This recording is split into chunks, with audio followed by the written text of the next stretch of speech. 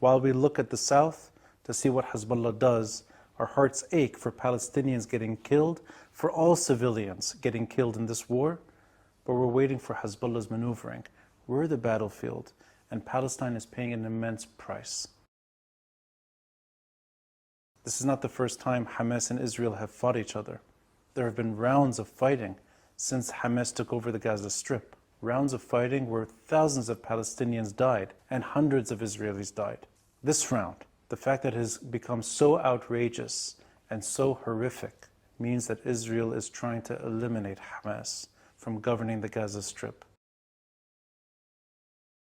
This kind of immense operation, which exposed Israel, undermining its security, undermining its surveillance of the Gaza Strip, it literally poked holes through the Gaza Strip's barrier. That kind of astonishing operation, I think, means one of two things. Either Iran was looking for a complete capture of the Palestinian cause and making it theirs, having a psychological victory against Israel, or Hamas caught Israel by surprise, and perhaps this attack was far more successful than they had anticipated. But both point in one direction, that this is a psychological victory. In the last 50 years, the most successful operation against Israel. It is curious when every single party, either directly or indirectly involved in this conflict and trying to end it or trying to prolong it, are all speaking the same language when it comes to Iran. They're all saying there's no direct involvement between Hamas's operation on October 7 and Iran. Indirect involvement, it's taken for granted. And Hezbollah and Hamas's relations in Lebanon are just the beginning of that kind of strategizing. If we simply look at the playbook, whenever there's an opportunity to seek more leverage, any regime similar to Iran behaves this way. They instigate fires to become part of the problem and then later be sought for in problem resolution. That's leverage for regimes that are unsustainable. The Syrians did this in Lebanon. The Iranians do it in Lebanon, Syria, and Iraq, especially now normalization between Saudi Arabia and Israel. Iran wants to be heard. And Iran is being heard. But the fact is, it's not the type of regime you want to hear from.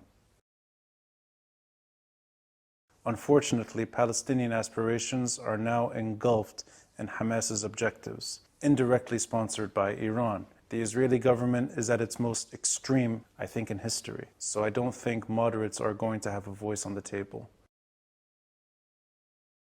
We are all waiting to see what Hezbollah does.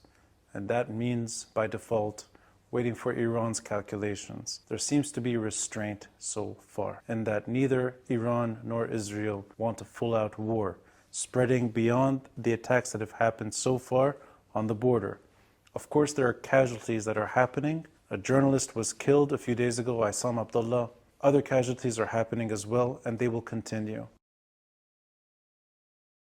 Any prolonged conflict between Israel and Hezbollah this time around will spell out devastation for Lebanon. And whether Hezbollah's infrastructure can maintain itself long-term in that constant climate of war, I don't know. But it is clear that direct war with Israel, should that reemerge, like July 2006, it will not be a cosmetic battle. There will be devastation. And what Hezbollah looks like long-term after that kind of war, I don't know. But what is clear is that Lebanon will completely collapse. Anything rotten can happen once those conditions are met. And I sense, given Lebanese history, you will have all types of actors fighting each other in that climate, where it becomes harder to tell who's right and wrong, who's good or bad. That takes us back to the Civil War. That's a time of uncertainty none of us should hope for. There has to be a just resolution to Palestine. And Palestinians should no longer suffer because history has been so unkind to them. There's simply no excuse for us to champion a cause and treat our own Palestinian refugees like third-class citizens. All this has to stop. It is impossible today to see Arab-Israeli peace while Palestinians, over 1 million, are being forced to evacuate their homes. And it is impossible to see peace when both Palestinians and Israelis are being killed for a war that should have been resolved generations ago.